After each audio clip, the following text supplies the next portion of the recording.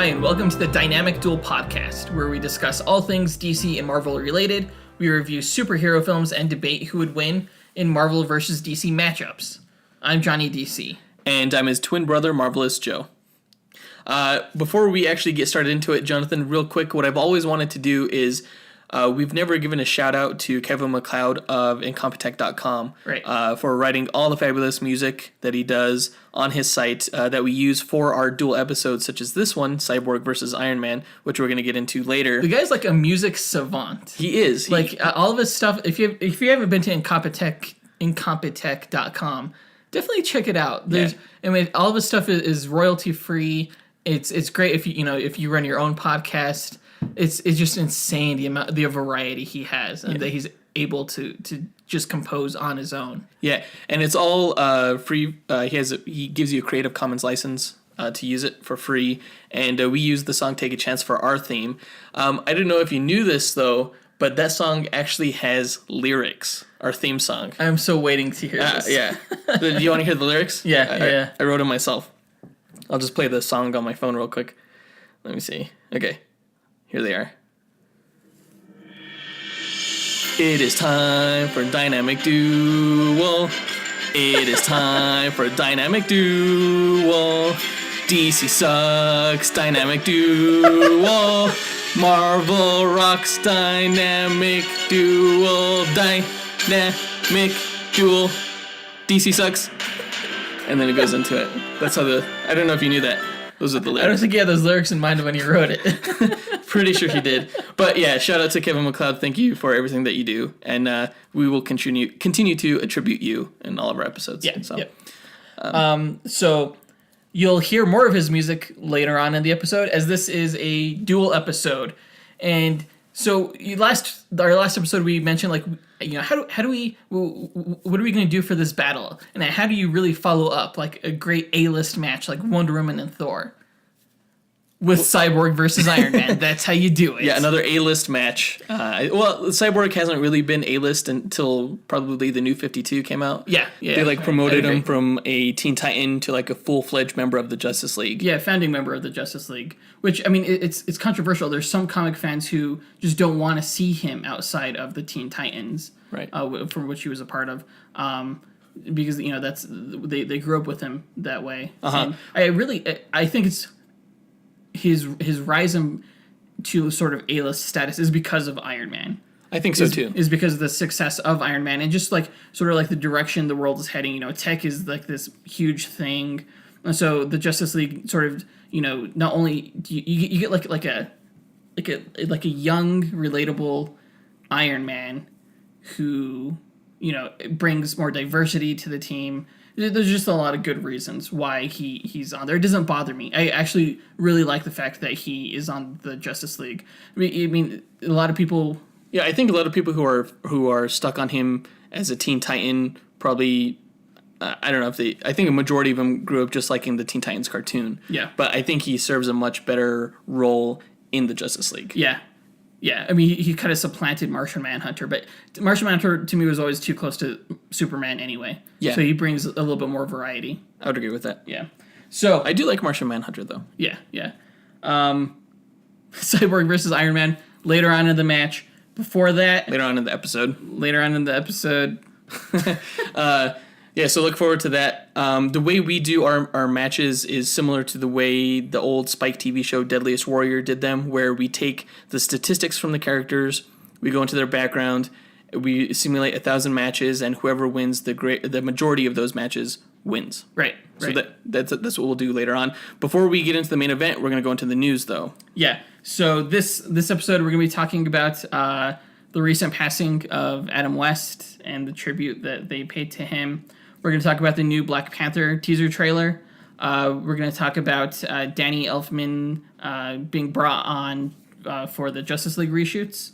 And then there's a ton of X-Men Dark Phoenix news, casting news, and things like that. Yeah, last episode it was New Mutants, or the past few episodes. This time it's X-Men Dark Phoenix. So... Yeah. All right. Before we get into the news, though, as always, it's trivia time. Congratulations to Jules Finch, who correctly answered last episode's trivia question, which was And actually, he was the only one who answered, too. That's true. The woman who modeled for the cover of the first ever appearance of Swamp Thing also co-created a Marvel character who will make their first film appearance next summer. Who is she? So we were looking for the name of a woman creator who modeled for the Swamp Thing cover and who created Cable, basically. Yeah. And that was the mystery character. Yeah, the answer is Louise Simonson. She created Cable. She also created Steel from DC, who's kind of like a Iron Man. Iron Man. She also created Apocalypse, and she was the one who modeled for the first Swamp Thing appearance in issue House of Secrets issue number 92. That's when Alex Olsen was Swamp Thing, not Alec Holland. Yeah. So she created a lot of great characters. yeah, she's one of the biggest female names in comics. She was a writer for a long time. I think she's actually married to Walt Simonson, who did a lot of work on Thor. Oh, that makes sense. So this episode's trivia question will be, what were the first video games for both Marvel and DC that were based off of movies? Now, you can submit your answer to our Instagram, our Twitter, or our Facebook, or our email. You could email us at dynamicduelpodcast@gmail.com, and a random person who gets the answer correct will win a Dynamic Duel No Prize, just like Jules Finch is going to win for last week's answer. And if you're more comfortable, like, sending us a direct message so other people don't see your answer, so you kind of limit the pool. Because if you leave us a comment, it may, like, everyone... It's always awkward. Yeah. Because we're like, yeah, maybe you got it right, maybe you got it wrong, I'm not going to tell you. So, yeah, leave us a direct message or through email, and that's the best way to... If you want to know right away if you got it correct. Yeah, if you want to know right away. So, basically, a Dynamic Duel Podcast No Prize is basically a JPEG that Jonathan will draw for you. Yeah. He'll draw you as a superhero, basically. It was based off the old Marvel No Prizes that they would give out. Yeah. It's just our version of it. And it's pretty dope, if I do say so myself. It's all right. It's all right. If I got one, I'd be like, yeah, this is pretty cool. So look forward to a hint for this episode's trivia question later on in this episode. Yeah. All right, so let's get into the news. Okay, so Adam West passed away on June Yeah, that was hard. 9th, which I didn't really watch the old Batman show that much. I think like my first introduction to that version of Batman was like Batman meets Scooby-Doo. It was a cartoon. Yes, or something that's like that. right. And Yeah. I loved that cartoon. I watched that a lot. But like I just growing up, like I didn't see the show on TV that often. But well, that wasn't live action. That was the cartoon. Well, right. The Scooby-Doo one was cartoon. Yeah. But I do remember, as kids, a few episodes of the live-action Batman. Yeah, a few cartoon. of them. But again, I wasn't a regular watcher. I have seen the movie quite a few times. The one that was theatrically released in theaters. Batman the movie. You bought it. Yeah, actually. I own You bought it. the DVD. Yeah. We watched it a few times. It's so corny. But the thing is, I think Bat Shark. what I didn't realize right away is that it's purposefully corny. Like it was. I thought it was corny just because it was like a 60s TV show, but it was corny during the day too. It was meant to be humorous. Really fun. Yeah. And it kind of reflected, Batman in the comics at the time too, in a way. It was just kind of zany, just kind of, pop fun. For fun, yeah. Yeah. So, to a lot of people, he is Batman, and he lived a long life. They released his episode that he appeared in for Powerless, and I watched that, and that was so good. That was such a funny episode. Really? I was cracking up the whole time. I'll have to check it out. You definitely have to check it out. If you haven't seen it, they released it for free online. Like, there's no commercials or anything like that. Definitely check it out. It's really good. And then they had a really, really fitting tribute in Los Angeles where they shined the bat signal on the LA police headquarters building. And I'm not gonna lie, when I saw it, I kind of got teared up. It's just so fitting, and it's like just so awesome. Like, when I die, I want that people to do that for me. And it's not gonna happen. No, it's not. But the fact that they did it for him it's just really heartwarming. It would have been cool to go there and see that, because it's not often that you like see a real bat signal outside of like a movie premiere promotional kind of thing. Yeah, people posted a bunch of stuff to Twitter who went, and they filmed the event and stuff like that. It looked really cool. Yeah. I saw a really touching comic strip. It was a cartoon, single panel that came out the day that he died, and it was of a caricature of like a god, old man with a beard up in the clouds, and he was shining the bat signal into the sky, calling Adam West. I was like, the feels. Yeah. Like it really hurts to have such an icon pass away like that, especially one who's played so prominent a role in bringing DC live action entertainment to the mainstream. And Batman to the homes of countless number of people. Yeah. I saw another tribute. It was pretty cool. It was drawn based on like the Crisis on Infinite Earths cover where Superman is holding Supergirl. Except it was like Ben Affleck's Batman holding Adam West, and then like all the other cinematic Batman were around him. I saw that too. That was cool. Yeah. He affected a lot of people, so it's good to see that he got so fitting a tribute with in Los Angeles with the whole bat signal thing. Yeah. It reminded me. It's as soon as I heard that he died, it reminded me of Roger Moore's death, which happened fairly recently as well. Yeah. They both had short battles with cancer. And to me, like Roger Moore, I'm a huge fan of him too. I'm a fan of all the Bonds.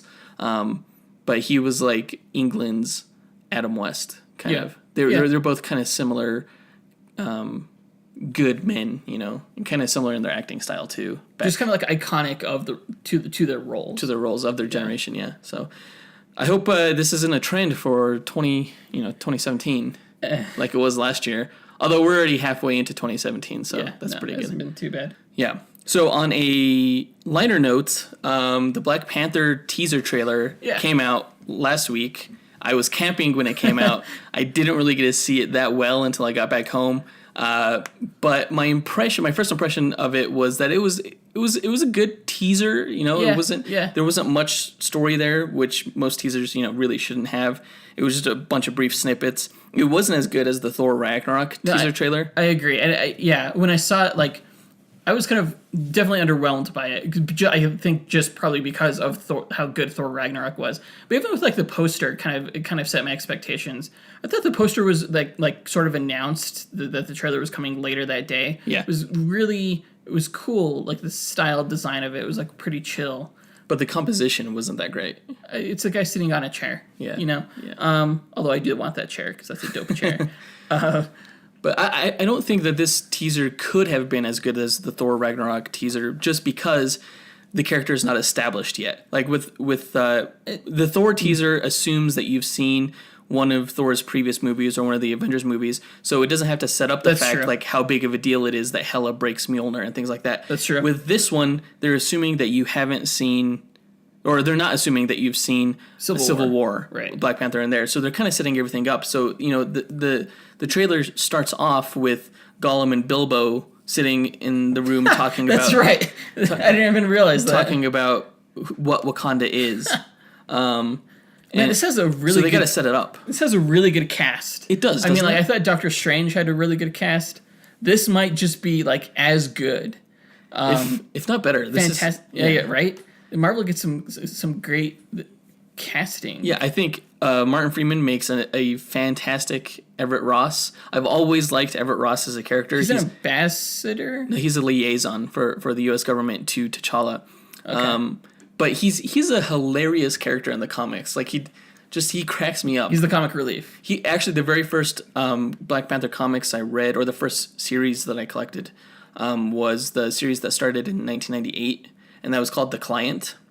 To me, that's still one of the best Black Panther comics, and it's when he comes to America and he runs into Mephisto, and that's the comic that introduces Everett K. Ross, I believe. And like he loses his pants, and like the running gag throughout the whole arc is how he lost his pants and everything like that. It was just hilarious. He's a funny character. I hope he's funny in this because he is a great foil to Black Panther's straight man. Yeah, kind of when they're together. We definitely get some great shots of like the world of Wakanda during why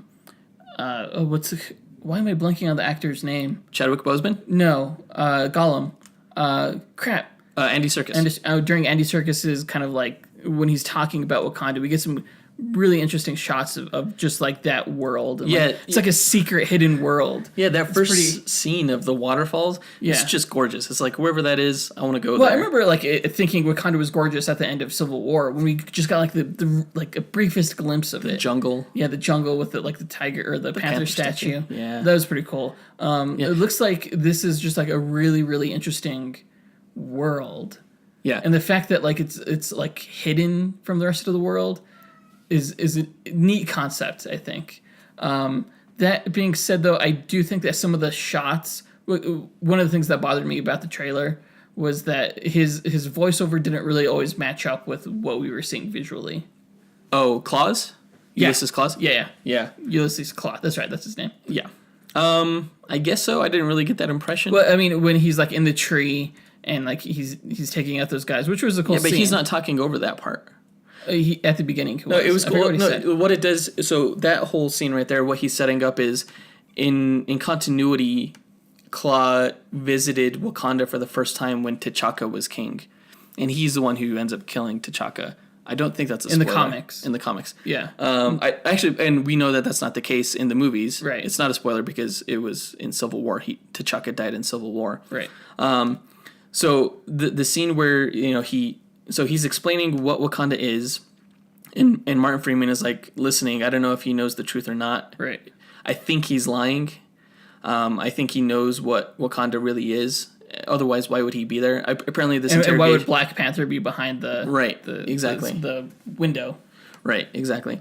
But the scene where Claw says, "I'm the only one has seen it and gotten out alive," and it flash. I think it's a flashback, and you see the guards, and they look like kind of Desert Storm, kind of like early '90s type military type guys with their vehicles and everything, and they hear this noise and they shine the light, and they see this dog, which threw me off for a second. Actually, the first time I saw the preview, because I thought maybe it was a reference to the Dogs of War, which are Wakandan's secret police. They dress as White Wolf. Basically, is that the leader? He's a Black Panther bad guy kind of. White Wolf. He's the leader of their police. He's the leader of they're called the Hatu Sereze, and they're the White Dogs of War. They're Wakanda secret police. So I thought maybe that was a reference to that. That might be a little Easter egg kind of thing, because the white dog, and then they look up into the tree and they see Black Panther. Yeah. And now he is wearing the same costume that he wore in Civil War. It's not the same costume that he's wearing later on in this trailer. Huh. So my impression is that this is T'Chaka up in the tree. Oh, really? Yeah, kicking their asses. And this is basically Claw's flashback. Like he was part of this group or something. He ends up escaping. That's cool. That's interesting. Yeah. So I think T'Challa wore his father's armor in the Civil War movie. That's what my impression is. There's a lot of scenes where like it's kind of hard. Like there's some scenes where it shows like Wakanda as like this really futuristic flying car kind of like civilization, and other scenes where it seems very like tribal. Yeah. It seems like it's like a really diverse nation. It is. And so I couldn't tell like if things were set in the past or there were just it's not set in the futuristic city, right? Or Yeah. Well, that'll all be made clear during the movie. There is a scene where he's coming out of the Wakandan Talon fighter. He's going down the steps, but he's not wearing his Black Panther garb. And when I say he, I mean T'Challa. Right. He's holding his shield and he's walking out into the waters. It's like, I guess, the ceremonial. It's where the ceremony, the king crowning ceremony takes place, basically. Right. And he looks up. It's and his coronation. His coronation. He sees all the people up on the cliffside. All their different color garb and everything like that. There are many different tribes that live within Wakanda, and it's very factional. Like they have representatives from each tribe and everything like that, and you'll see that later in the throne room. Yeah. But they're all there to kind of see this ceremony. But to become king, you can't just become king. And yes, I mean, like it's his hereditary right, I guess, to become king. But you still have to pass a series of tests, and I think that's what he's doing here. You have to basically go through a trial of combat. I think he had to pass the series of tests just to become Black Panther. I That thought too. like Civil War kind of They didn't really adhere to that because he put on the costume right away. Right. So maybe they're establishing here that you need to pass the series of tests to become king, but not necessarily to put on the Black Panther costume. That's weird. It's not known if that was kind of like a blasphemy type thing to put on the Black Panther without officially being king. Or maybe this movie takes place during the middle of Civil War. I don't know. Honestly, I kind of hope that's the case because I don't want Black Panther to have like all of his abilities but before he goes through these trials. I think he earns his abilities through these trials. During the time of Civil War, he most definitely has already taken the heart-shaped herb that kind of enhances his speed, reflexes, and strength. Yeah. Because you see him running right. and keeping up with, Captain America and Bucky, who have also been genetically enhanced. So, yeah, continuity-wise, it's hard to tell exactly where this takes place, when this takes place. Yeah. But it also, later on in this teaser, it looks like Kilgrave... Did I say Kilgrave? I meant Killmonger. Killmonger is fighting T'Challa in the same place, and I think he's part of the trial by combat test. Oh, really? That T'Challa has to go through. His mask that he wears when he like blows up the wall that Andy Serkis's character's in. Isn't that so cool? That's a cool mask. Like when I saw that, I was like, yes, like this perfectly represents like the style of Wakanda, kind of like this futuristic African. Like I almost thought of like steampunk, but with like tribal punk. Yeah, almost kind of tribal punk. Yeah, it doesn't. We just invented the word. It doesn't quite apply because like the whole concept of steampunk is like machinery that is typically that is run by electricity in our day, run by steam, like fantasy machines like run by steam. Yeah. Same thing with diesel punk. Now they don't have machines here that are run by tribal magic or anything like that. It's not like that. Why so not? I don't think tribal punk is like the precise term, but it's almost like tribal futurism, kind of. Yeah, that's what I call it. Yeah. That's the vibe that I get from Kilgrave's mask. You see him carrying like this modern futuristic gun, but also wearing this tribal thing. I think it's a cool kind of dynamic. It's a cool aesthetic. Yeah, great aesthetic. What did you think of Michael B. Jordan's hair?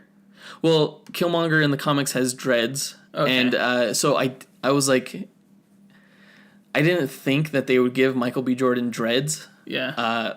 But they did, but they didn't do it like in the long hair style. Right. They did it in like this kind of hip to the side up kind of. It's almost like if you cross dreadlocks with a man bun kind of thing. That's what you get in the front. It's interesting to say the least. I think it looks kind of cool on him. I don't know if it's the music that kind of makes me think like, dang, that dude is a badass. Cool I like the music. Yeah, the music is fantastic. During when like they're showing the opening title, which by the way I noticed is not like the kind of grungy kind of I don't even know how to describe it, typeface or word mark that they had released previously. It was very much like the titles from the comic book, just very like sleek and sharp and gold. When those titles came up, just like flashes of like light with the music, I was like, oh shit, this is dope. I like that rhythm that they have on the bells. Cool. Yeah, I like that a lot. Good like ambiance. Yeah, and it came right after that cool scene of him flipping off the flipping car. That was cool. Yeah. There was like a purple energy like right before he did that. Yeah, I don't know what that was. I don't know if it was an EMP blast. I don't think it was because it blew up the car. Basically, it was more like a energy bomb. Yeah, kind of thing. Well, he has like I know he has like energy daggers, right? In the comics, yes, he does. Yeah, he has like energy darts and daggers that he can give different settings, anywhere from like non-lethal to stun to lethal, and he can track those energy signatures on people on what's called a Komoyo card. It's kind of like a smartphone kind of thing, but it's a card. It's a lot thinner. So he's very tech based, and so yeah, this could easily just be like some kind of energy bomb that he deploys. It's totally something. I think he has like EMP technology. He has like a series of gadgets, but they're all kind of. I wouldn't say they're as varied as, like, say, Batman's utility belt. Like, he can't pull out, like, a grapple hook or, like, bat shark repellent or things like that. It's all basically vibranium and energy-based weapons. Which I think will surprise people. I think it's really cool. He's a cool character. He is so cool. He's, like, I hate to say this, but he's like Batman on steroids. A little bit. We got a message from a fan on Instagram who messaged us and said who would win between Batman and Black Panther. And see, I'm kind of hesitant to do that fight because Black Panther would win. Because Black Panther has the edge in terms of technology, in terms of lethality, and a little bit physical. They're about the same physically wise. Yeah. Batman's pretty peak human. Yeah. But resources, like Black Panther has endless resources. He controls an entire nation. And everything like that. I've yet to see Batman not be able to afford something. Black Panther, I have to say, is so much more wealthy than Bruce Wayne. Because of the vibranium? Yes, he's by far the richest man in the Marvel Universe. Whatever. He is. Batman can't come close to Black Panther's riches. No, we will have a Black Panther fight eventually. Some of these matches, like, we do schedule down the road. I think we're not doing it until, like, the episode before the Black Panther movie comes out next year. Yeah. But we're not putting him against Batman. He's going to go up against Black Manta. Yeah. Which I think is appropriate, also because Black Manta has a film coming out next year as well. Right. So. Yeah. It'll be a good one. A few more notes on the trailer. We see Killmonger rescue Claw from his interrogation. Yeah. So it looks like they're working together, yeah. which is apt. So the story behind Killmonger is that Killmonger's father was taken as a slave of Claw when Claw first invaded Wakanda. Oh, why is he helping him then?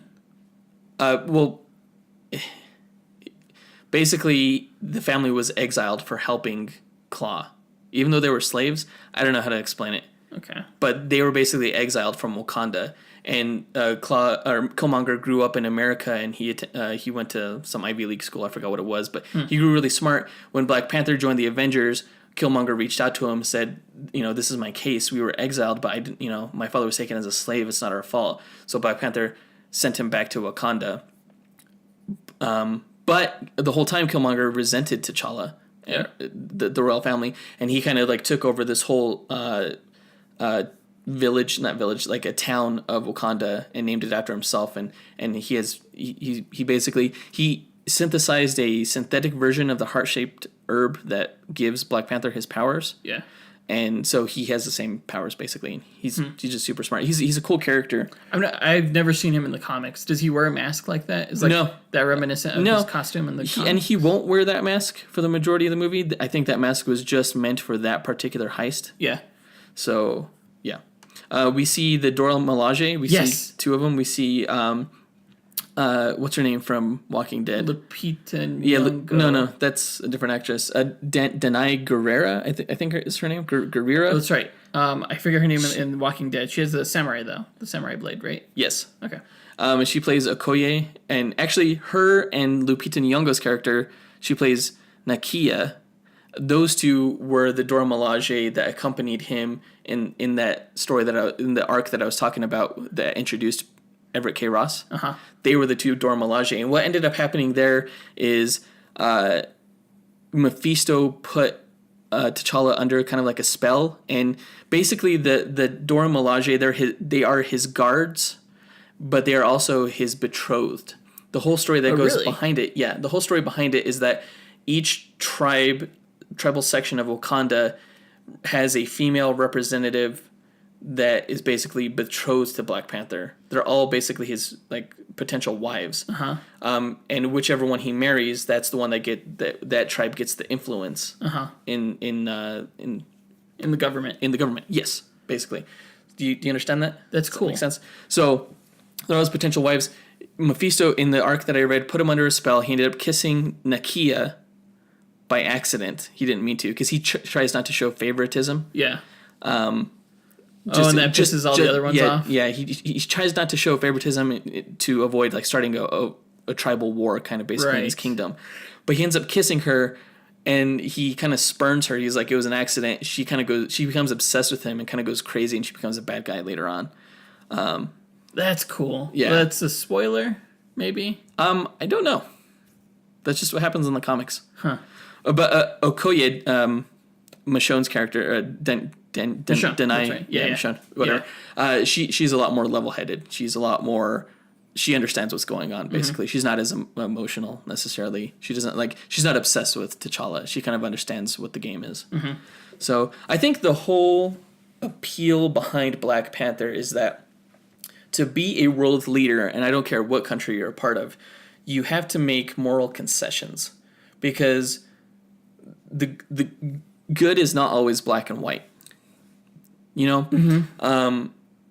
And he's such an idealist. He's a realist, but he also has idealistic values that kind of put each other at odds. He never likes to make the wrong decision. And what's cool about the character is that he typically makes the right political decision no matter what the situation is, no matter what moral odds he comes up against.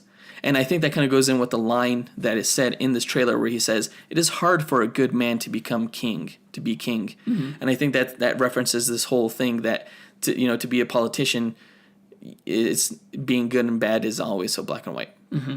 And because he's a good man, that was a good line. He always tries to be good in every instance, and you can always do that as a political leader. So yeah, that's what I was trying to say. Hopefully, I didn't put my foot in my mouth. But I'm really looking forward honestly, to this. you just made the movie like way more interesting for me. Really? If it's gonna be like this political, it just adds like another interesting layer to it. I think. Yeah. I think I'm looking forward to it for sure. Yeah. I guess a few other quick notes. We see his mom. It looks like they're maybe. My guess is that Killmonger maybe takes over Wakanda and exiles the royal family or something like that, because we see Angela Bassett, his mom character, and his sister Shuri, who is a brilliant inventor. You see her using some Panther gun tech that she created. Yeah, that was interesting. Yeah, that's his sister. She becomes Black Panther for a while in the comics as well. That's right. She wore like a white suit, didn't she? No, it was I'm black. Thinking of someone else. Yeah. Never mind. She had the same fight training as her brother did, though, and everything like that. So she's actually a successor to the throne. But they're up in the mountains, in the Wakandan mountains, up in the snow, and that's where Manape lives. That's where the tribe that he's in charge of, the Mountain Tribe. So that's how Manape plays into this whole thing too, I think. So I know this is all conjecture. I totally forgot about that character. Yeah, he's in here too.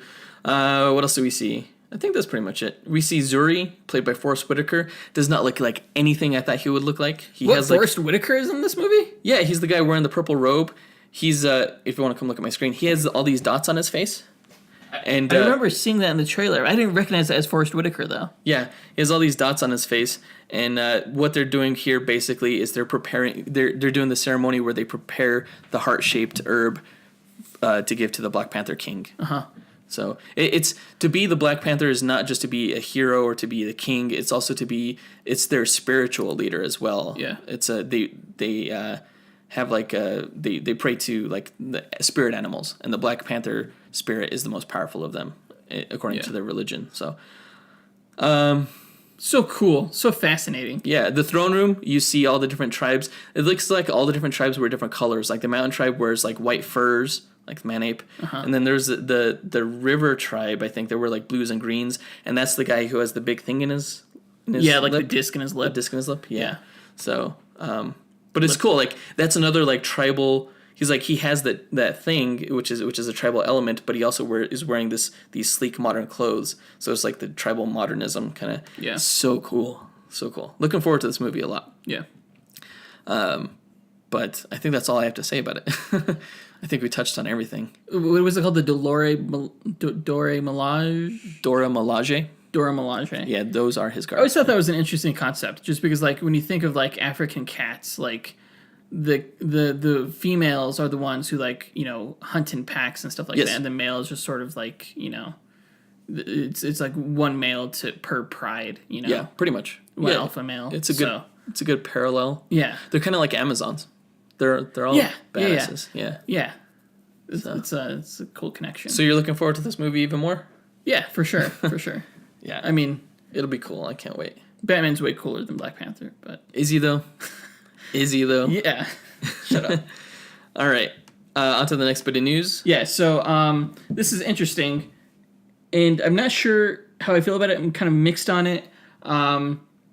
So Joss Whedon has brought Danny Elfman on board to compose music for the reshoots. I think it's kind of unclear as to whether he's completely replacing Junkie XL, Antonius Hulkenberg, as the composer for the entire film, or just these specific scenes that are being reshot? It might be like a collaboration, kind of like what Danny Elfman did on Avengers: Age of Ultron with Brian Tyler. I just learned about that. I had no idea I thought he was like the main composer for Avengers. No, he tag teamed it with Brian Tyler. I think actually it was more like a 60-40 split. I think Danny Elfman only did about 40% of that movie. Really? And Brian Tyler did a majority of that movie. I think it was Brian Tyler. I should probably look that up. I do like what Junkie XL and Hans Zimmer have done with the music for the characters. So that's why I'm torn on this. I don't like the fact that Junkie XL was just sort of like, and I don't know if he was just like dismissed, but I get that feeling. Really? I think. Junkie XL, he teamed up with Hans Zimmer on Batman vs Superman. Right. So I bet you it's the same type of thing here, where they're just kind of playing off of each other, kind of here. Yeah. Like where he has stuff written, but then like Danny Elfman will kind of expand upon that kind of thing. I do have to say since Hans Zimmer isn't doing superhero movies anymore, apparently. Yeah, it would be a fascinating thing to hear a new Batman score from Danny Elfman. I don't know, man. I like the Batman theme that they did in Batman vs Superman. I thought that was a great the one that Junkie did. Did Junkie do that one? Yeah, because Hans Zimmer said he wasn't going to do it because he did the Dark Knight. Okay, yeah. Yeah, so it's Junkie's I like Batman that theme. It is good. Danny Elfman's his Batman theme, though, his Batman theme is super iconic. It's classic, for sure. Almost as classic as the old Superman theme. Yeah.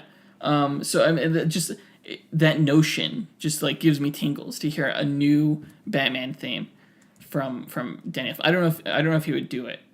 He's kind of faced with like the same problem as Hans Zimmer was when he was like, "Oh, I have to create a new score for the same character." Right. Who knows? Maybe Batman isn't involved in any of the reshoots. I have no idea.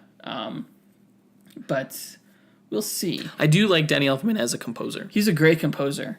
And I guess I think for me he's almost very defined by the 90s, I think. Yeah. Like when I think of Danny Elfman, I think Batman, I think The Simpsons, a whole bunch of them, like all of Tim Burton's stuff. Yeah, Edward Scissorhands. Yeah, good stuff. Yeah, but he definitely has his own voice. Yeah, you know, and I don't remember Age of Ultron all that well. I don't remember necessarily hearing that. I could hear it. You could? Yeah. Okay. There's a part in there that sounds very. It kind of reminded me. I was like, oh, that kind of sounded like the old Spider-Man theme from Sam Raimi's Spider-Man. But I was like, and that's when I had a hunch that Danny Elfman did part of it, and then I looked it up, and then yeah, it's true. I was actually kind of surprised that he even came on board to do. I mean, if it's just for the reshoots, it seems like small work. Although I've read recently that he's doing a lot of small work now. Like he's doing like indie films and only charging them like $1 as long as he gets to keep the rights to his music. Because I guess he doesn't for all the big films he's done, he hasn't been able to keep those rights. Okay. So yeah, so he can get that money. Yeah. From when they're used and other stuff. Yeah, that's a good idea. Yeah. So I again don't know how I feel about it. I'm definitely interested in hearing how involved he will be. Yeah, I mean, if it's something like Joss Whedon bringing aboard Danny Elfman to score the entire film and kick and they're kicking Junkie XL out, I can't imagine that he would do that without consulting Zack Snyder. I don't think it's a power play like some people are trying to make it seem. Yeah, I think he's more diplomatic than that. I don't think he would do it without Zack Snyder's permission and or blessing. Well, that brings up the question of how much involvement does Zack Snyder still have in the film? How much input does he have in Joss Whedon's decisions? Well, we know he's still active on Twitter despite taking a break. Twitter and Vero. Yeah. Yeah, he's been answering fans' questions and stuff like that, which is pretty cool. Yeah. Pretty cool of him. Gotta pass the time somehow. Yeah. Can't be depressed just sitting around. Yeah, I'm sure he wants to work. Yeah. So, all right. Is that it for that news? Yeah. All right. X-Men Dark Phoenix. Got a ton of news about this past week. Yeah.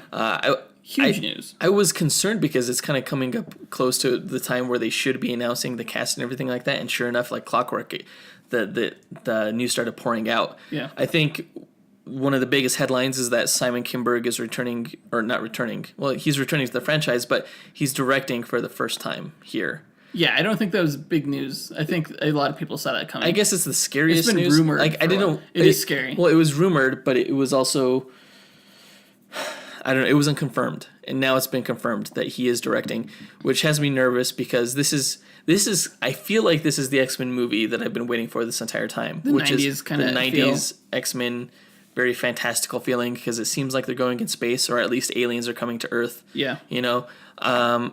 And we've been talking about this, I feel like, for the past few episodes, where I'm like, 90s X-Men in space. Right. And it finally happened, Right. and I got so excited, and they're like...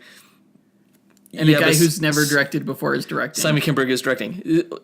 He has directed before. Oh, he has? He directed the Fantastic Four reboot reshoots. What? Did you see you didn't see the Fantastic Four I never reboot. saw it. Fanforstic? Fantaforstic. I'll have to show it to you sometime. I do own it, just because I own all of them. And I'll have to get your impression of what the scenes that he directed feel like. Because to me, they didn't feel good. I don't feel good about this too much. And it's hard to say whether or not that's has more to do with that troubled production or his vision as a director. It's hard to tell. Beyond the whole Simon Kinberg directing X-Men thing, the other news to me is exciting. Jessica Chastain is apparently in final talks to play Princess Lilandra of the Shi'ar Empire. Yeah. Who, if you know from the cartoon and if you know from the comics, the Shi'ar is one of the three biggest alien races out there in the universe, among the Kree and the Skrulls. And they took a huge interest in stopping the Phoenix Force. Yeah. And you already have the Kree in the Marvel movies. And I was going to say Skrulls, but no, you don't. Not yet. No, not yet. They're probably saving those. Yeah. So what we have here is an alien story. They're coming to Earth. It sounds like from some of the leaked transcript of the audition tapes. You have aliens talking about Earth and whether or not they're dangerous, and they're like, yeah, the Phoenix Force is here, and I'm paraphrasing, but that was basically the gist of it. I do hope that Jessica Chastain gets the role. I think she would be good for it. When I first heard that she was being considered, and they were also talking about Angelina Jolie. Yeah. Like, I had thought that just because Jessica Chastain would also make a great Jean Grey, I thought like they were recasting Sophie Turner in just like an older role. She would have been the perfect Jean Grey if the whole franchise would have timed out right for her. Yeah. She is ideal for that character. I think she has all the traits of a good Jean Grey, Yeah. But I mean, Sophie Turner's young. She's not bad. We'll see where this goes. It's going to be 10 years later. But Lilandra, of course, is one of the love interests of Professor X, so I'm wondering what's going to happen with Moira McTaggart. I guess she's not going to come back. Although she who's the actress that plays her? Oh, God. I cannot remember. Forget. You know what it is, person that's listening that's yelling at us right now. So I'm guessing Moira McTaggart's not going to be in the next film. And Lilandra's going to supplant her as the love interest for Professor X. Because that's how it was in the comics. They were together. Rose Byrne. Rose Byrne. Yes, thank you for looking that up.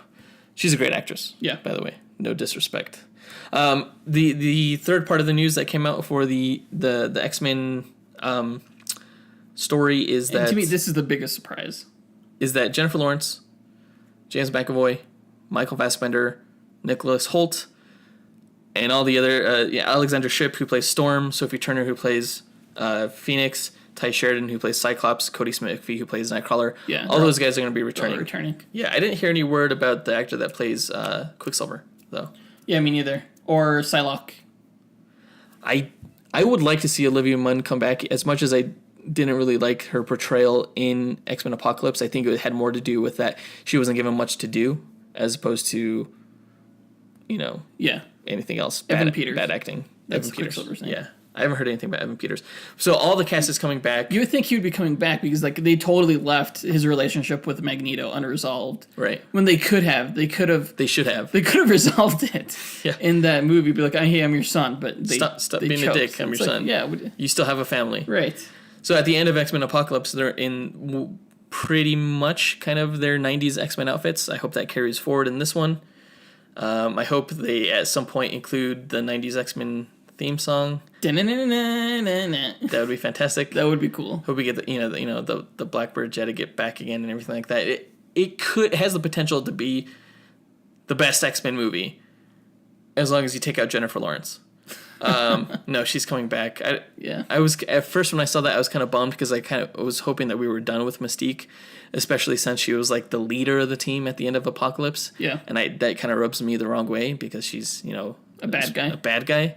And I feel like Jennifer Lawrence has so much influence over how the character is portrayed as far as her heroism and her appearance, like not having the blue skin for a majority of that last film. Mm-hmm. So I don't know how I feel about her coming back. Her star is somewhat diminishing. Like her last few movies haven't gotten as many returns as they typically do. Yeah. So maybe that's why she's signing on to maybe a new contract or at least this film. Yeah. To come back. So because they are big movies. I'm glad McAvoy's coming back. We get the bald Professor X. It has the potential to be the best, which I don't know why I'm excited for it because it has all the best characters too. Apocalypse was kind of not good, the movie. So that's true. The characters. It's all about the characters. Yeah. This is going to be interesting. Yes. Too bad Wolverine's not around anymore. But I think don't like recast him in this movie or anything. Just give him a break for a while. Yeah. That's what I'm thinking. So the movie's going to be set in 1991. We learned that. Mm-hmm. They've also... That's when Jim Lee redesigned the X-Men costumes to what they were in the 90s in the X-Men cartoon. Yeah, but I've also heard rumors that like Dazzler, characters like the Dazzler... I don't want Dazzler. She's such an 80s character. Really? But like Dazzler, Sunfire, Mimic, and all these other characters. Yeah. And Mimic was created by the cartoon, I believe, right? He was... Yeah, but they called him... Morph. Yeah. Yeah, Morph was inspired by Mimic from the comics. Okay, yeah, that's right. I think. No, that was Changeling. What am I thinking of? Mimic is somebody else. Mimic he's typically represented as like having the visor of Cyclops and the wings of Archangel and the feet of Beast and things like that. I think Morph was specifically the one that was referenced. So I think they are looking to the cartoon for inspiration. Oh, really? Yeah. I wouldn't mind seeing Sunfire. He's a character I've always wanted to see in the X-Men universe. Yeah, that'd be cool. He's really cool. So, we'll see where this goes. It's kind of there's a lot of exciting news here, and there's kind of some bummer news here. There's only one bummer thing, I think. But it's a big one. Director. It's a big one. It's the biggest. It's the biggest. I'll have to show you Fantafour-Stick, at least some scenes of it, and we'll get your impression on that. Okay. So, all right.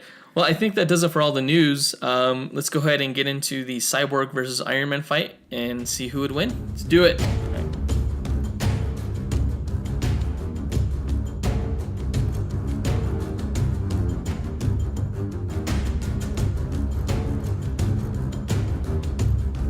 All right, Cyborg versus Iron Man, the two biggest technological titans of their respective universe. This is going to be a good match. Again, two A-listers. I don't know how else to follow up Wonder Woman versus Thor. Yeah, this is a good way to do that. Iron Man has a movie coming out in a few weeks, a month away, and Cyborg is later on this year. It's not really his movie so much as Spider-Man's, but he's going to play a substantial role in it. I guess. Yeah. And then Cyborg does have Justice League later on. Yeah. They're both playing kind of, not cameo, cameo roles. Supporting roles, there you go. Maybe. Later on this year, so. I don't know, honestly, I have no idea who's going to be the protagonist of Justice League. For all we know, it may be Cyborg's origin story. Although I guess you can't really do that because you sort of already showed some of that in Batman vs. Superman. Right, yeah. Who knows? I don't know much about Cyborg, so I'm interested in learning about him. I think a lot of, and honestly, I didn't either. I didn't read any of the old Teen Titans stories, and I definitely have been keeping up with him since the New 52 though. So that's the angle I'm going to take when I go over his bio. But before that, we're going to do Iron Man. Yeah. And again, if this is your first time listening to one of our episodes, what we do with these battles is after we go over a profile, history, superpower breakdown of each character, we we discuss like a hypothetical battle between the two, basically. Yeah, of how we think it'll go. Yeah. And then after that, we collect these stats we collect stats from the Marvel Power Grid. If you're familiar with that, it's these official statistics that go over each character's strength levels and speed levels and intelligence levels, and we extrapolate DC stats based off of those same factors, and then we compare those stats in these battle simulations using the Monte Carlo method, which is a probabilistic model used to determine a variety of outcomes. Right. And again, like there isn't just one battle. There's 1,000 of them. So we declare the winner of our match based on who won a majority of those. Yeah, it's all based on science and math. So there are other channels that do this, like the Superpower Beatdown. Yeah, they do like live action role playing kind of thing. Yeah, it's like that's fan votes. That's fan votes, and then you have like things like death battles and like the Comic Vine battles, but those are based basically off of their greatest feats. Like right. You're taking the character at their absolute supreme greatest power. Like and we all know that like plot-induced stupidity is a factor in some of some of their greatest feats. A character can't be them best selves 100% of the time, otherwise they would be unstoppable. Right. So what we do is we set up in our Monte Carlo method in our model. There's a standard deviation. Which represents the character at the worst, and at the low end it's the character at the worst, and at the high end it's the character at their best, and so we run a bunch of points within that range. It's a bell curve. So basically what we offer to you is the most accurate result of who would win. Just short of the characters actually being real and actually fighting. There you go. Right. Yeah. The closest simulation to that. So, all right. So let's get into it then. Yeah. Let's start off with Iron Man. Okay. So Iron Man's profile. Anthony Tony Stark has been described as a future man trapped in the now. His brilliant, rational mind often compromises his idealistic values, and he's often resorted to morally questionable methods to achieve the greater good. Yeah, he's a douchebag. Kind of. But like he is kind of a douchebag. He has an ego to him, but he's also very prone to guilt and depression. He's an alcoholic, and he often tries to counteract a lot of this negative emotion with a healthy dose of humor and sarcasm. He's one of the greatest intellects in the Marvel Universe, which he carries as both a gift and a burden, because the truth isn't always, it doesn't jive well with such a logical, realistic mindset, basically. Yeah. So, Tony is the adopted son of Howard and Maria Stark. Howard was a renowned weapons manufacturer who worked on the Manhattan Project and founded Stark Industries. He brought baby Tony home after he and his wife Maria learned that they were unable to conceive. That's right. He was adopted. Yes. Was that is that a recent transpiration? Yes, actually. Yeah. Okay. It is. Yeah, his biological parents were SHIELD operatives. His real mother, Tony's real mother, her name was Amanda, and she gave up the child after it was revealed that the father, whose name was Jude, was a secret Hydra agent. Ugh, weird. She had to kill him, and then she gave up the baby. Okay. But so they learned Howard and Maria learned they were unable to conceive. So they adopted Tony. As a child, Tony was a natural recluse, spending most of his early life tinkering with and building electronics. And he found that like technology was easier to understand than people, especially those like his father Howard, who was a verbally abusive alcoholic. Tony read a lot, both science journals and fictional stories, like the lore of King Arthur, where he learned about honor and heroism and armored knights. At age 15, he went to MIT, where he double majored in physics and engineering, and he graduated as the class valedictorian. He kind of grew bored with how easy things were for him. He was born with a silver spoon in his mouth, and he has a genius IQ. Oh, poor him. So most of his early adulthood was really self-indulgent. Booze, fast cars, fast women. He really only cared about fame and wealth. But at age 21, the first major tragedy of his life struck as his parents died in a car accident. So he became the new owner of Stark Industries, and he transformed it from a strictly weapons manufacturing company to a world international corporation that led the way in electronics and other scientific enterprises, not just weapons. One day he was out giving a demonstration on his weapons technology in an active war zone when he accidentally set off a booby trap that exploded and lodged a piece of shrapnel in his chest next to his heart. Initially, this was in Vietnam, but it was later retconned to the Middle East, Desert Storm time. Yeah. He was taken captive by a terrorist leader named Wong Chu, who ordered Tony to build him a powerful weapon in exchange for an operation that would save his life.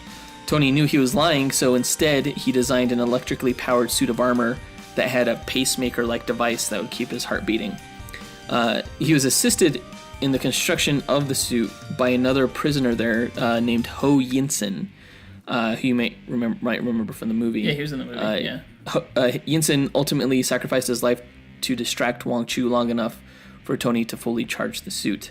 And Tony destroyed and escaped the terrorist base where he was held, though the suit's charge wasn't enough to get him very far, though he was eventually found by a U.S. Marine pilot named James Rhodes, who was on a reconnaissance mission, and together they made it back to the United States. Oh, nice. So Tony, when he got back home, he redesigned his pacemaker, which he had to wear at all times to keep his heart beating, and he redesigned his armor as well. I always thought it was like a magnetic thing that like prevented the shrapnel from... No, that's the movie. Okay. Because in real life, it doesn't make sense to keep shrapnel out of your heart with a pacemaker. But in the movie, it was an electromagnet that would hold the metal back. Right. So. Okay.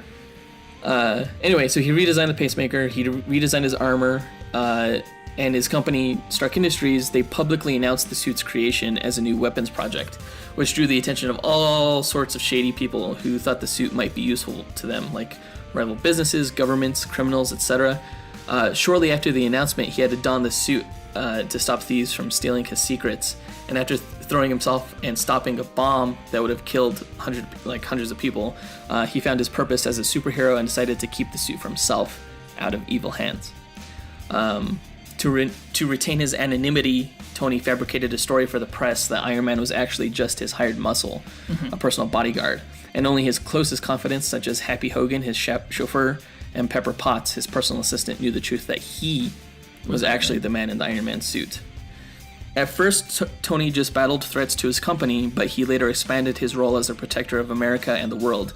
He helped found S.H.I.E.L.D., which of course is Marvel's, you know what S.H.I.E.L.D. is. He was the founder of S.H.I.E.L.D.? He helped found it, yeah. I thought S.H.I.E.L.D. was older than him. No, it was not. Okay. He was also a founding member of the Avengers, alongside Thor, Ant-Man, Wasp, and Hulk.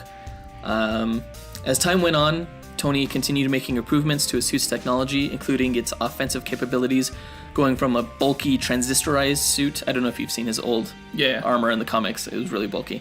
But he went to a sleeker one with integrated circuits and repulsors. Wait, okay. Mm-hmm. If Tony is a founder of S.H.I.E.L.D., does that mean Nick Fury works for him? Nick Fury also helped found S.H.I.E.L.D. Okay. He's not the only founder. I said he helped found it. Okay. So, but eventually, at one point in the comics, Tony was the head of S.H.I.E.L.D. It was actually, it was after the Civil War event. Okay. So he also improved his suiting up procedures. For a long time, the armor was commonly carried around in a briefcase, but Tony later upgraded to alternate methods, such as special bracelets that could signal the armor to come to him. Company-wise, he closed the weapons manufacturing division of Stark Industries due to moral concerns. Despite making so many advancements in many aspects of his life, like with his armor and his company, but he was a severe alcoholic. At one point, his addiction was so bad that he lost control of his company to shady entrepreneur Obadiah Stane, who became the Ironmonger. Mm-hmm. He had all of his suits destroyed except for one, and his best friend Rhodey had to take over as Iron Man. Rhodey became especially skilled at using the suit, so when Tony eventually got sober, he created the War Machine armor for him. That was the whole Demon in the Bottle storyline. Right. He later formed a new company called Stark Enterprises after Stark Industries went under Obadiah. And Stark Enterprises, that's where his plans were stolen by business rival Justin Hammer, who in turn equipped all of Tony's adversaries with their own Iron Man suits in an event called Armor Wars. Have you heard of that? Yeah. Armor Wars, which forced Tony to create an even more technologically advanced suit to defeat them all. At one point, Tony's Iron Man armor became so advanced that during a fight with Whiplash, the armor became sentient, moving and thinking on its own while Tony was in it. The armor straight murdered Whiplash and left Tony on a deserted island to die. I totally forgot about that. Yeah, when the sentient armor came back to the island to check on him, Tony had rigged a bunch of booby traps, and he kind of like home alone to the island. And he was able to damage the armor, but not nearly enough.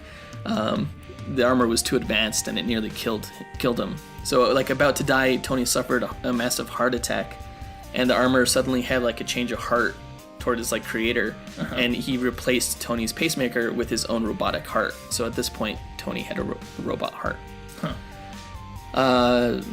which he still needed to power and things like that. So he'd have to plug his heart. Yeah, I think I remember seeing that in the comics. Yeah. Yep. So fairly recently, Tony injected himself with the Extremis virus, which was a nanite-based super soldier serum created by Maya Hansen and Aldrich Killian, who you might remember from Iron Man 3. Originally, it granted powers of strength, speed, a healing factor, and electricity generation. That's what the guys would have when they would take Extremis. Yeah. But Stark improved it to also allow him to house his armor as nanites inside of his body. So he's like a cyborg? Yeah, pretty much. Like it allowed him to connect to external communications systems such as like phones, computers, satellites with just his mind.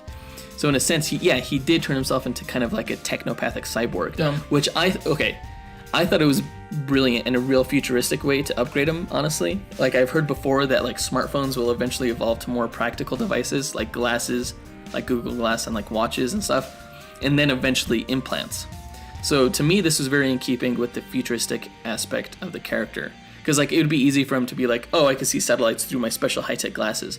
But it's more futuristic for him to be like, I can see through satellites with my eyes.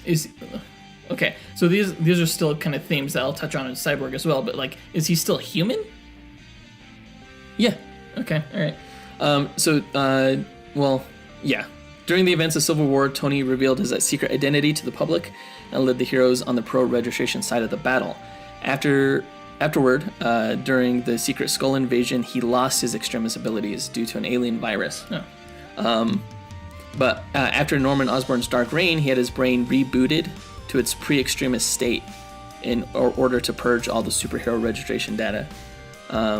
He created a new company called Stark Resilient and created the Bleeding Edge armor, which was like Extremis in that it internalized and gave him command of 4.6 trillion microbots that made up his suit and could perform functions like attacking, tracking, and hacking.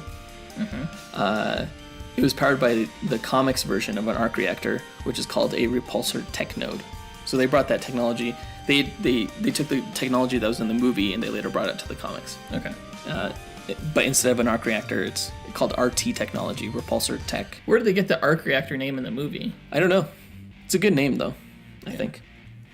So basically, Tony, with the Bleeding Edge, he went back kind of to like the Extremis thing where it was nanites in his body that he could bring about, and he still has.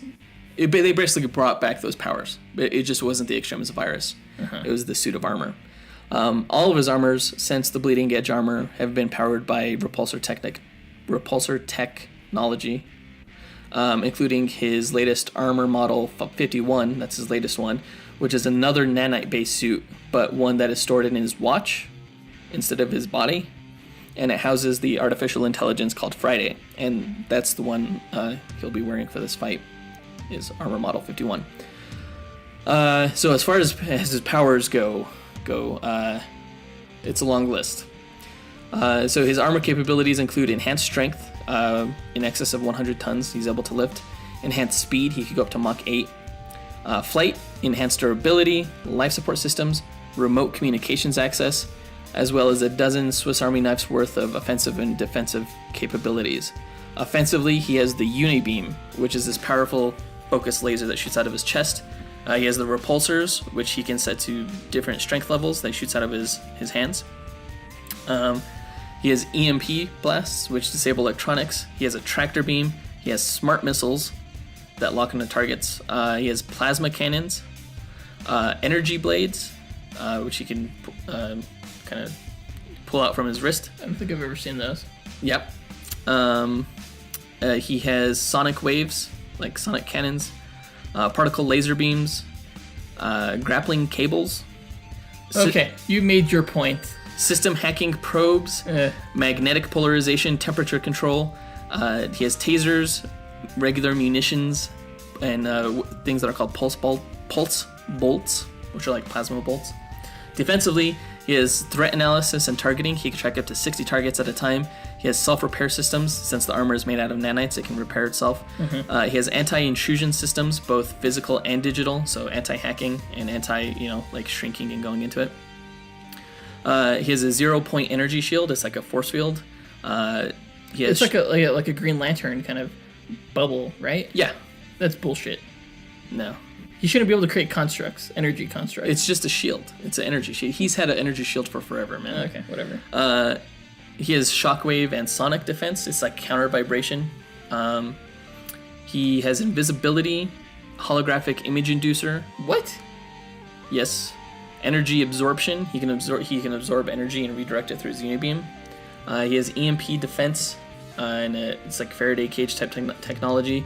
And he has an energy/frequency cloak, which renders him invisible to technology. And I think that's just like half of what he can do. So you are basically effed in the A. So you talk about DC characters being overpowered all the time. You can go fuck yourself, because Iron Man. Why is that's bullshit. He's still not Green Lantern. Green Lantern is way overpowered. I'm guessing. Okay. Cyborg isn't as powered as Iron Man, though. I don't think his list of abilities and powers and technology is as extensive. No, it's definitely not. But let's go into that, shall we? All right. Okay, so again, for anyone not familiar with the character of Cyborg, since he really hasn't been considered an A-list character until relatively recently, you could sort of view him like you would the Thing from the Fantastic Four. Oh, really? Yeah, he's a sympathetic figure who didn't ask for powers and sort of struggles with self-identification as a monster. But instead of having a body made of stone like the Thing, Cyborg has a body made of the most advanced technology in the universe. Okay, so before he was Cyborg, he was Victor Stone, a star football player from Detroit whose athleticism was underappreciated by his father, Silas Stone, an esteemed metahuman scientist for Star Labs, who was unimpressed with his son's physical feats when compared to the godlike beings he studied. Mm-hmm. There's an irony in that Silas didn't become interested in his son until he was forced to turn him into something more than human after a boom tube blasted his son. A what? A boom tube. Oh, I thought you said boom tomb. Did I say that? Yeah. A boom tube blasted his son Victor point blank. And what is a boom tube? So, boom tubes are portals used by an advanced godlike race known as the New Gods. Portals? Yeah. So this portal opened up during one of their arguments and during a simultaneous parademon invasion. Boom tubes can be generated by mother boxes, which are these small sentient supercomputers used by the New Gods. The boom tube that obliterated most of Victor's body was generated by a mother box Silas was studying at the time, and it brought a ton of parademons with it, who began attacking Star Labs. In order to save his son's life, Silas rushed his son's dissolving body into a top-secret research location within Star Labs. Dissolving? Yeah. It was just like slowly like crisping, just like from this red, glowing, burning energy that sort of like erupted from the boom tube when it first opened. So he took his son to the Red Room.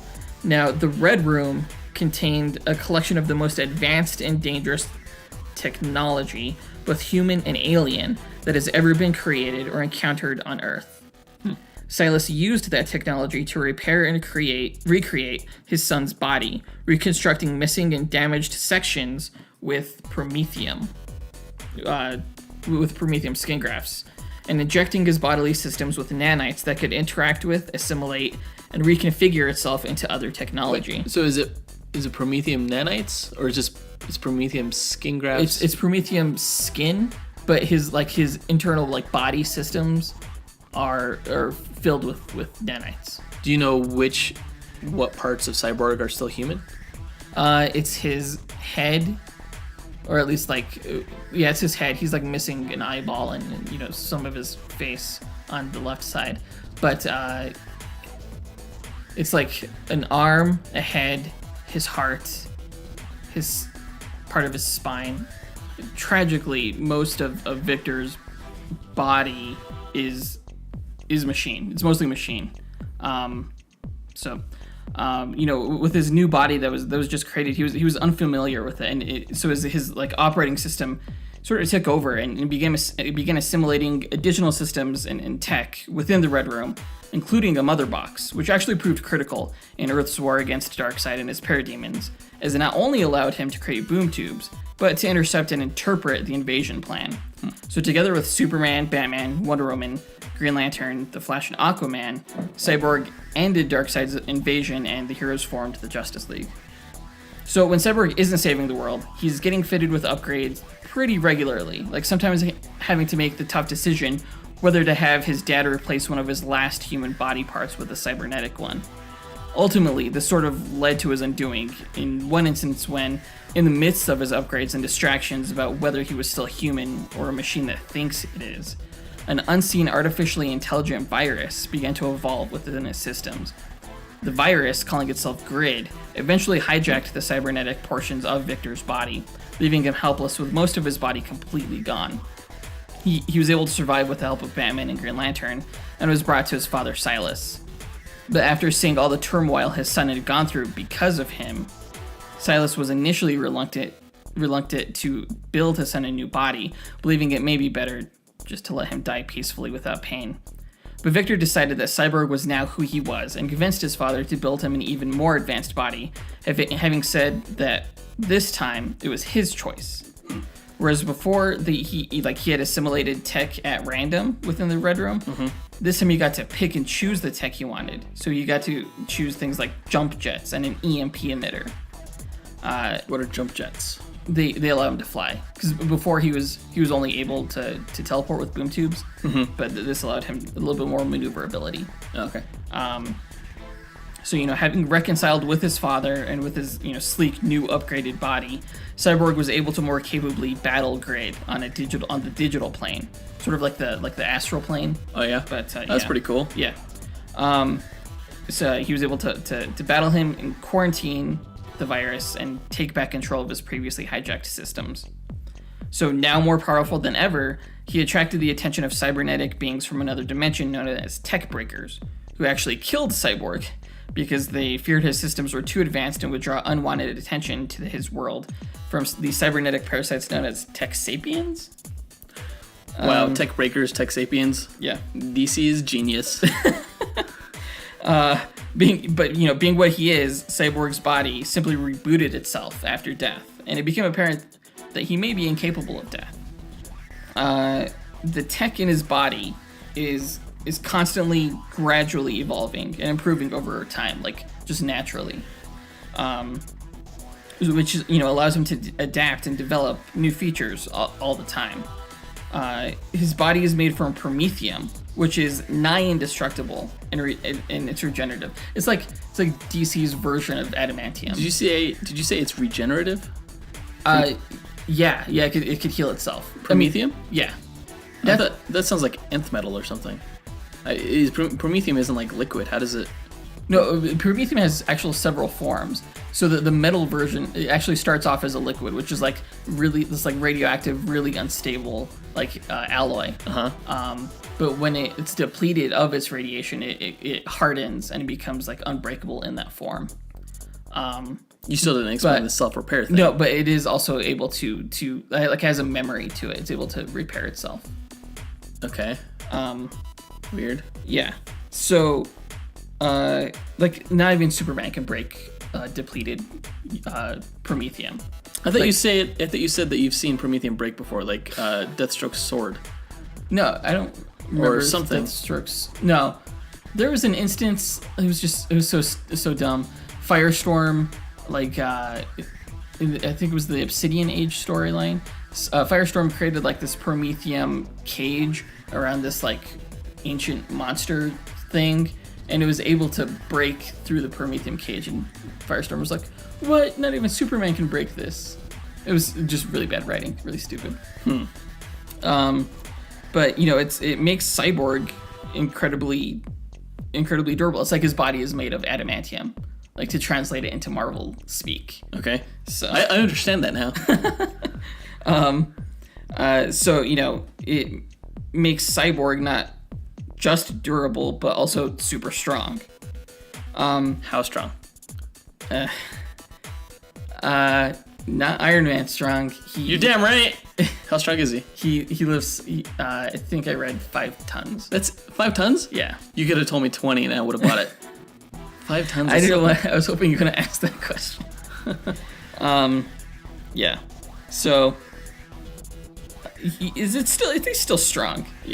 He doesn't need to eat, drink, sleep, or even breathe.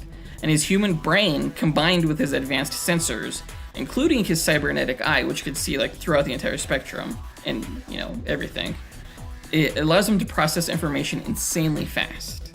He can teleport using boom tubes, and he can fly using his jump jets.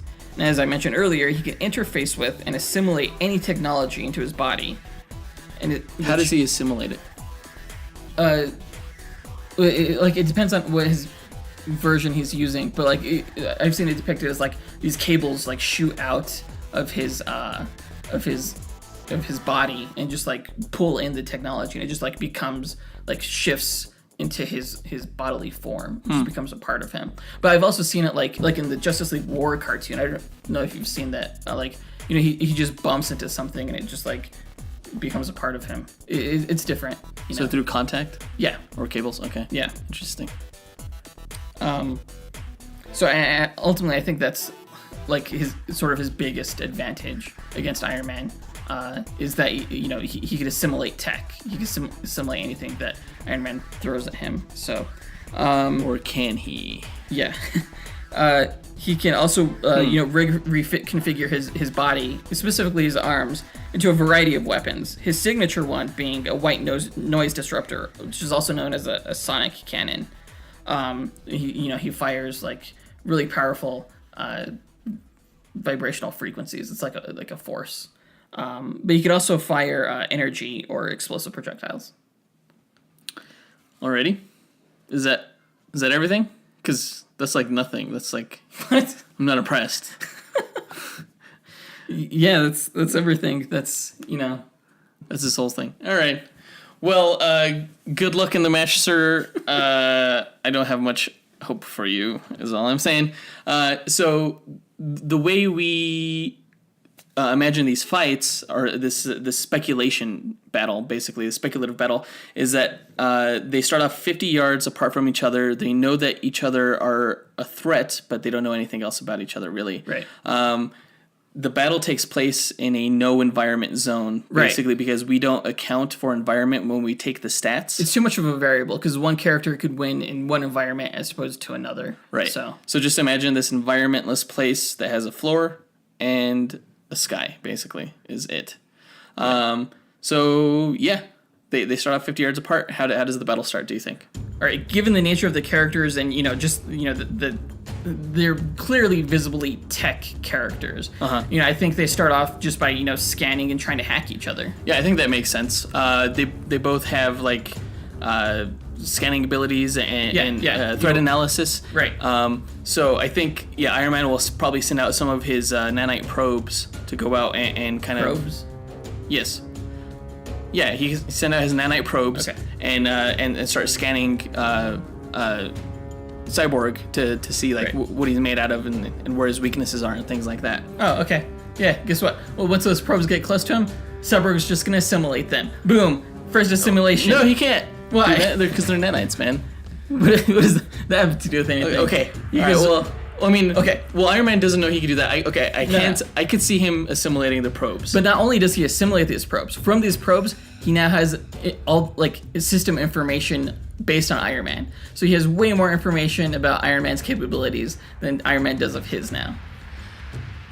What, son? That's a great start. Dang. That's right, the stupid assimilation thing. That's gonna be tricky. Okay, so I think at that point, once he realizes that he's not getting any information back, he's probably going to realize that his probes have probably been compromised by probably a tech that he may have underestimated. Yeah, I mean, and not only underestimated, it's tech that he may not even be able to decipher. Like, I think Cyborg could way more easily hack into Iron Man's armor than Iron Man can hack into Cyborg, just given the nature of Cyborg's like alien elements. I think it has more to do because Iron Man's armor is so advanced that it could be alien as well, you know. Oh, what? Yeah, it's that far It's advanced. made by a everything man. else. It doesn't matter. No, He's that smart. Cyborg has a mother box embedded within him. It's like New God technology. Oh, mother box, that's cool. It's the Iron Man armor. Are you It's comparing the Iron Man armor to a mother box? Yeah, No, I am. you can't do that. Yeah. Not even on the same what level. can the mother box do that Iron Man can't do? The Iron Man armor. Anything. The mother box could almost do anything. Not and Cyborg can't use it that extensively because he actually doesn't have like the translation because it's just way too far advanced for him to fully utilize the mother box. Really, what he mostly uses it for is just boom tube creation. But he has it within him, and it's not anything that Iron Man is going to be able to hack into or anything like that. It's way too advanced. No, Iron Man has hacked into futuristic technology. He hacked into technology that was brought by Kang the Conqueror, which is, you know, he's from the future. He was able to hack future technology. He's able to hack the technology of the Kree aliens, who they have technology that can imprison Galactus. They have technology that can defend against Celestials. He doesn't even speak their language, and they're centuries more advanced than human beings are, and he was still able to hack them. But this is God technology. Big deal. The New Gods are the most powerful beings in the DC New universe. Gods are like on the equivalent of like Eternals. They're not like it's not beyond his hacking ability. But even so, we're saying that he can't hack them because Cyborg can assimilate it. Right, his probes. I don't think a mother box is outside of hacking. As a matter of fact, I thought he used a mother box in the JLA Avengers story. But anyway, I can't remember if that's true or not. But so here's the thing: as soon as he realizes that his probes are compromised, what he's gonna do is he's gonna be like, "Oh shit! I better shut down like all signals, both in and out of the suit." You know, he's gonna make sure that he can't use the probes to hack into his suit, basically, through any type, because there is a signal between the probes and Iron Man's suit. So he's gonna shut that down basically, so that no information goes out, no information gets in. Here's the thing: is that Cyborg can also interact with technology wirelessly. So during this whole fight, you know what's gonna be going on is that Cyborg's digital self on the digital plane is gonna be constantly chipping away at Iron Man's defenses. That's what Iron Man has Friday for. So Friday's artificial intelligence. Cyborg is like actual intelligence. It doesn't matter. Friday's still really smart, and she is his anti-digital intrusion system. So, I mean, even if Cyborg, if he shuts down signal from the probes and Cyborg still manages to find a way to wirelessly find a way to get in, Friday's going to be there as his defense. So while this physical fight is going on between Cyborg and Iron Man, I can see there's also the digital battle going on in the background as well. It means Friday has her she's preoccupied, so she can't really help Iron Man anymore in this fight. That's fine. I mean, she's doing what she was meant to be doing if she's keeping Cyborg out of his armor. Okay. Well, she's defending Iron Man from Cyborg's like digital attack. Guess what? Cyborg is also attacking physically with his trusty sonic gun. Sonic's they're very explicit in the comics with his Model 51 armor that Sonics do not harm the Model 51 armor at all, because his suit is comprised of these nanites that can counter vibration. What? Yeah. His suit is completely immune to Sonics and to EMP. Okay, that's fine. Okay, Cyborg, blasts him with his sonic gun, realizes it doesn't do anything, so he uses energy weapons. Okay. Iron Man has energy weapons too. Matter of fact, what Iron Man does next is he goes to his go-to energy weapon, which is his repulsor blasters, and he just repulse blast. Do you know what repulsor blasters do? They're like these like particle beam. Like it's like a force blast. It's not energy, right? Yeah, it's like a force blast thing, and he gets set at different energy levels, and he just. But what is force going to do against energy blasts? Well, they'll probably counteract each other. Probably. It's not a force against a force. Yeah, that's true. I don't know what happens when a force goes into an energy, but I still think they would counteract each other. All right. That's just how it's typically portrayed. Okay. Basically, so he's gonna be blasting with his repulsors, and it's gonna be too much basically for Cyborg to handle. No, Cyborg could give just as much as he can with he's getting. So while they're both blasting and Cyborg's arms are preoccupied blasting the energy cannon things. Yeah. Iron Man can multitask with his armor. So while he's using his arms, he could have his missiles come up from his forearms or from his shoulders, and they shoot the smart missiles that'll go. They'll lock on to Cyborg, and they'll go straight to him, and they'll blow up.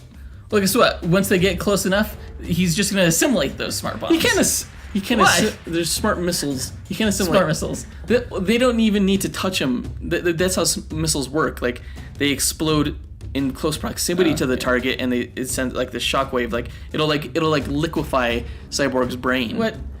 No, he's made of promethium. The shrapnel is just gonna not his face, bounce not his arm.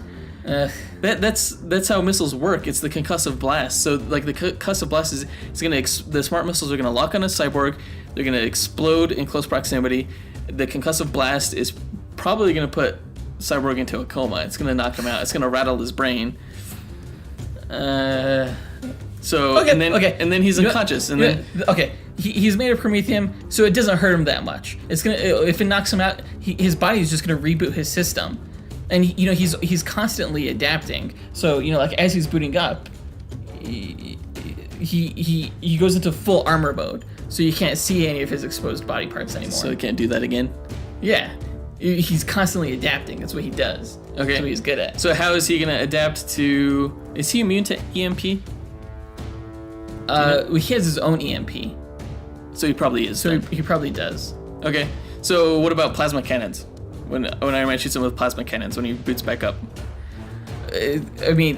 First of all, Iron Man doesn't know he's gonna boot back up.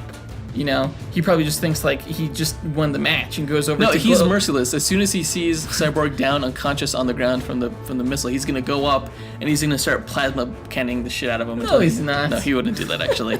He probably would go up to him though and be like, "Is he dead?" Yeah. He probably thinks that. Then that's when Iron Man gets a good, nice sucker punch right in the face. How strong is Cyborg again? Shut up. Not strong enough to hurt him, obviously. Yeah, 5-ton lifting power. A punch to the face is not going to do anything. Okay.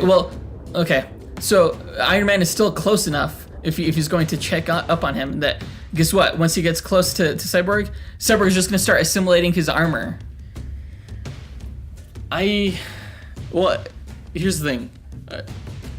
Well, how is he going to do that? Explain his approach, I guess. So, as Cyborg's on the ground and Iron Man approaches him, the tendrils just shoot out and just start, pulls Iron Man up. So it's tendrils? Okay, so Iron Man quickly, he gets his energy blade and he severs the tendrils. These are promethium tendrils. Doesn't matter. Energy blade. It's promethium. I think adamantium. They're adamantium tendrils. Okay, so he has his tendrils. At that point, even if he does sever them, it's not like Cyborg can't shoot out more. But that's what Iron Man has his energy shield for. His 0-point energy shield. He'll be able to protect himself against those tendrils. What is this 0-point energy shield? It's just what it's called. Okay. All right. Well. So then what? In your face. So you can't assimilate it. He can shoot through the shield, so he'll be blasting him through the shield with his plasma cannons, with his particle laser beams. His sonic waves probably won't do anything. Well, guess what? Cyborg could put up a shield too. He puts up a boom tube, and then he creates another boom tube next to a black hole, so Iron Man gets sucked through it. Okay. First of all, he boom tubes to a black hole. First of all, yes. Well, we said you can't. There's no battlefield removal because they're in no environment, basically. That's kind of what we stated with Adam Strange, because Adam Strange can use the Zeta beams in the Adam Strange versus Star-Lord fight, where you can't teleport someone off the battlefield and win, because that's the equivalent to fleeing the battle, and that's not something we can account for in stats, I guess. Yeah. So, and we also said that with Thor too, because I was like, oh, Thor could just teleport Wonder Woman away through a portal, Yeah. And you said the same thing back to me. So I'm saying the same thing back to you. That's first of all. Second of all, even if he does create a boom tube to a black hole, wouldn't it suck him in too? Like, No, because it faces one way. It's a tube. well, okay. Well, I mean, okay. So even if he does that, like Iron Man has his own tendrils too. They're called the hacking cables. Yeah. There's no way Iron Man. Grappling cables is what they're called. Okay. So he would just grapple him and then pull him into the boom tube with him, and then at that point, Cyborg would turn off the boom tube. Okay. Yeah, he'll turn it off. But at this point, he's exposed again. Iron Man's exposed again, so he has to depower his force field in order to store up power to. Okay, so he depowers the force field, but he grabs onto him.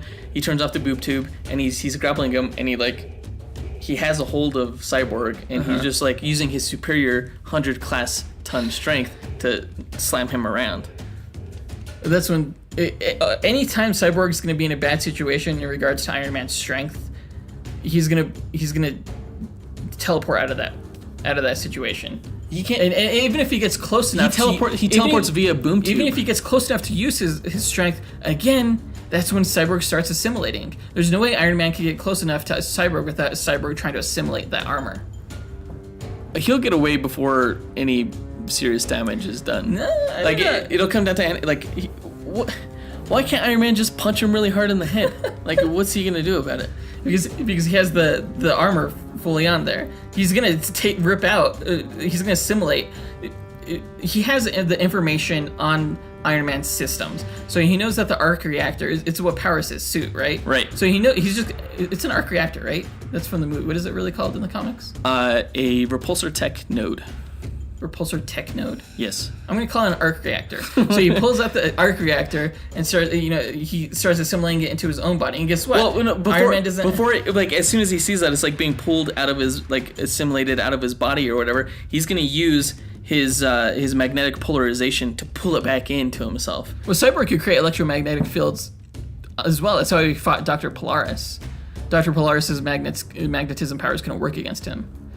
So I mean, he can counter that. He uses his magnetic polarization to pull the arc reactor back toward him, as well as his superior strength that Cyborg can't match, to just pull it back into his chest. And at that point, he was like, "Oh shit, this guy's gonna assimilate my arc reactor, my repulsor tech node out of my chest. I better use this thing. I'm not fucking around anymore."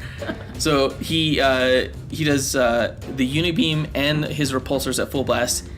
Simultaneously, which when he does that, it creates it's like an effect that it's a blast that can level a city block basically when he fires them both at full power at the same time. And you know what that's gonna do? It's gonna shoot a hole right through Cyborg. Okay, no. Here's the thing though, is that when Iron Man took back his arc reactor, what is it called? The repulsor tech node. It also took with it some of Cyborg's own nanites that incorporated into it as he was assimilating it. So he deactivated his unibeam.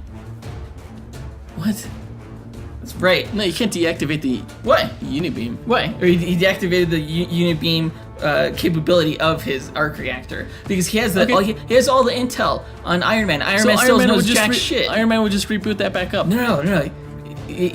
Iron Man doesn't even know what happened. He would sense that the other nanites are in his system. No. Why wouldn't he say? Because Cyborg has all the intel on Iron Man. He figured out a way to make his nanites invisible, his technology invisible to Iron Man's. Okay, how long does it take? How long do you think it would take for those invisible nanites in Iron Man's system to take control of his armor?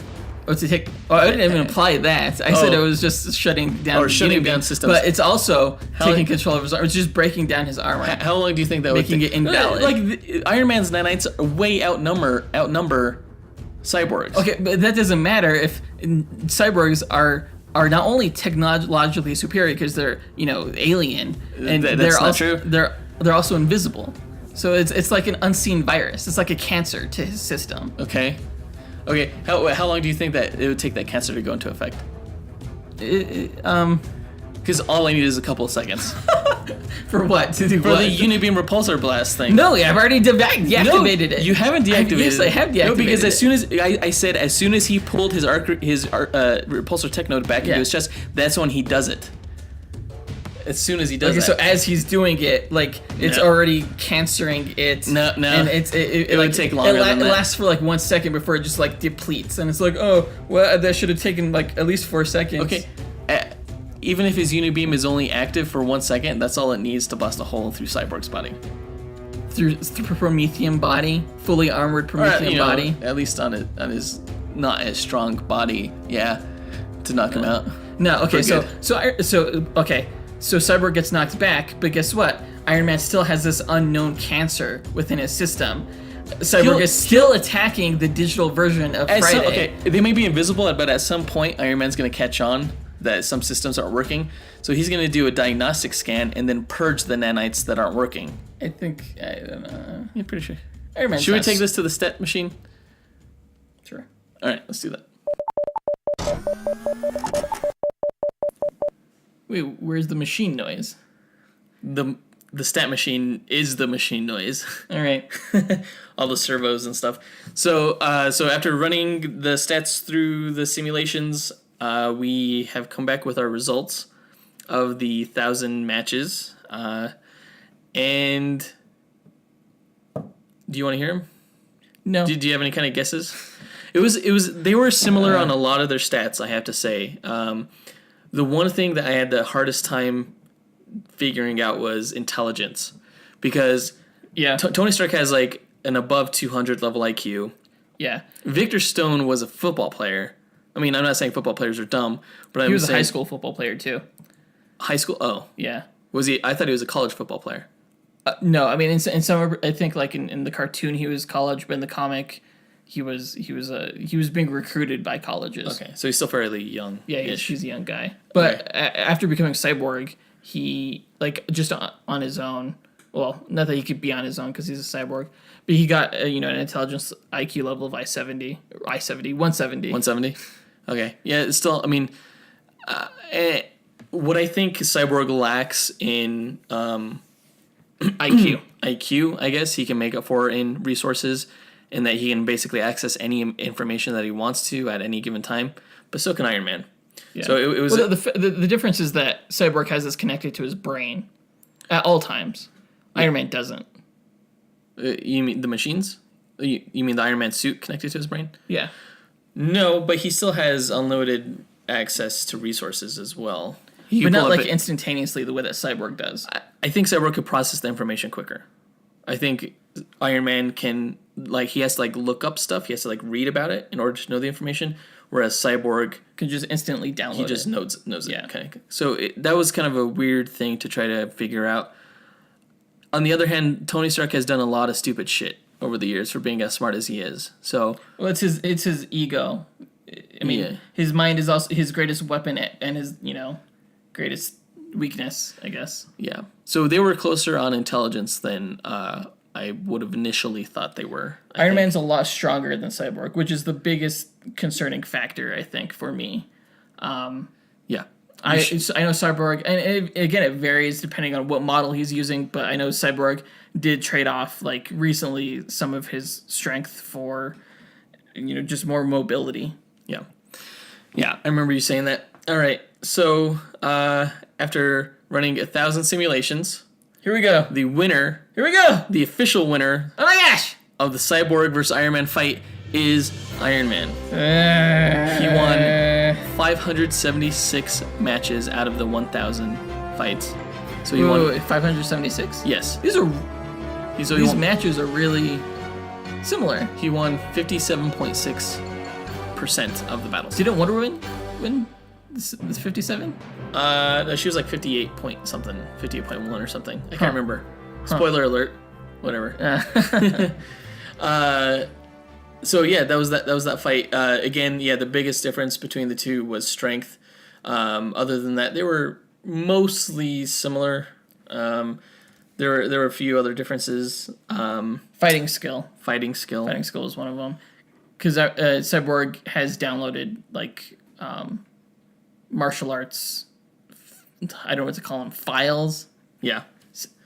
Yeah, and Iron Man has a lot of training too in terms Not of that this hand-to-hand even combat. came down to fighting skill at all. Yeah. Like at least in our description of it, I don't think in any actual battles it would come down to fighting skill. You never know. It might. regardless. It would certainly play a factor. I mean, Iron Man has training, but I guess I would say that Cyborg has more training. It's training compared training in more to different styles, basically. compared to like Neo with the Matrix, where he's like, I know kung fu. All of a sudden. Yeah, but then he still got his ass handed to him by Morpheus. So yeah, but in this case he's Morpheus. I don't know. all right, so that's pretty much it. 57.6. This win goes to Marvel. Finally, Finally, that time I gave you that one. I felt bad for you for a while. I felt bad for you. Thank God, we're back on top, folks. We're back on top. No, you're not. We're gonna carry it through to the end of the year. So if you think someone else would have won, go ahead and write into us on our social media. You can find us on Facebook. You can find us on Instagram. You can find us on Twitter by searching for Dynamic Duel.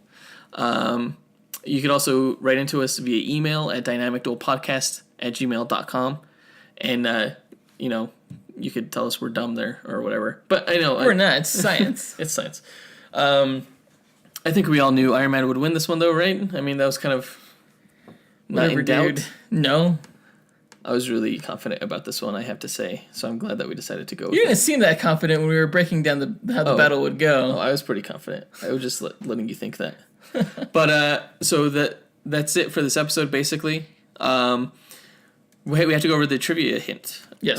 Yep. So the hint for the trivia question that we gave earlier this episode, which was, what were the first video games for both Marvel and DC that were based off of movies?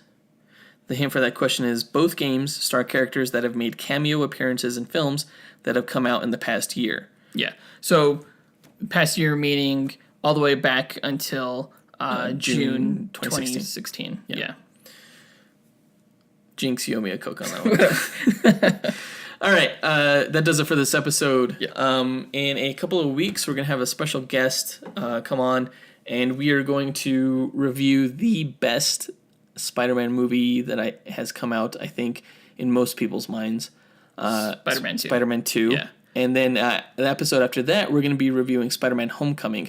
So we're going to have a nice Spider-Man juxtaposition there. Yeah, we're going to see if Spider-Man Homecoming turns out better than Spider-Man 2, basically. It'll be a point of reference. Yeah, reference point. That's exactly what I was going to say. Yeah. Our special guest, that wasn't good, Jinx. Our special guest is going to be Maggie. If you remember from last year's Comic-Con episode, she went there and she reported back what on our podcast what her experience was like. And she's a huge Spider-Man fan. One of the biggest Spider-Man fans I know. So it'll be perfect. Yeah. And we'll see you in 2 weeks, folks. Yeah. Until then, up and away. True believers.